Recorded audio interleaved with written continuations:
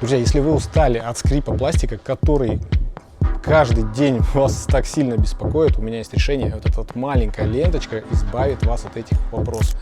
Это специальный материал, который монтируется в стыке пластиковых деталей, либо пластик-металл.